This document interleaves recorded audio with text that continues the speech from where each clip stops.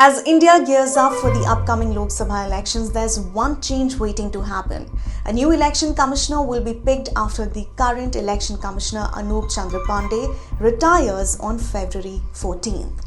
But this time around, for the first time, the successor will be selected through a consultative process of a high-power committee.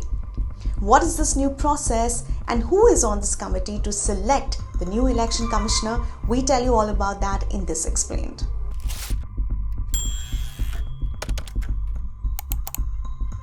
This committee consists of Prime Minister Narendra Modi, the leader of the opposition in Lok Sabha Adhir Ranjan Chaudhary, and a union minister. The Election Commission is a three-member body. The two other members of the commission are Chief Election Commissioner Rajiv Kumar and Election Commissioner Arun Goyal. The Constitution granted the Election Commission sweeping powers. On June 15, 1949, Baba Saheb Ambedkar said in the Constituent Assembly that the whole election machinery should be in the hands of a Central Election Commission, which alone would be entitled to issue directives to returning officers, polling officers and others. The Election Commission Act of 1991 required that the Election Commissioner and Chief Election Commissioner must hold the post of 6 years. However, the Constitution did not lay down a specific legislative process for the appointment. Earlier, the central government had a free hand in appointing these officials. The President would then appoint on the advice of the Union of Council of Ministers headed by the Prime Minister.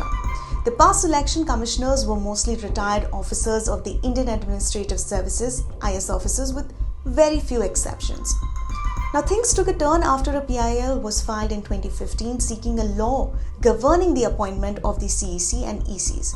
3 more petitions were filed before the Supreme Court in 2017, 2021 and 2022, which called for a fair and transparent system to choose election commissioners. On March 2, 2023, the 5-judge bench ruled on this matter. The Supreme Court delved into the legislative history of Article 324, including the discussions in the Constituent Assembly regarding the role of the Election Commission and the appointment of its members. The court observed that it was evident that the founding fathers of the Constitution did not want the executive to have exclusive authority in appointing election commission members. Taking note of the devastating effect of continuing to leave appointments in the sole hands of executive, the court deemed it appropriate to lay down a process of the appointment of election commissioners. In August, the Centre introduced a bill outlining a procedure for appointing election commissioners.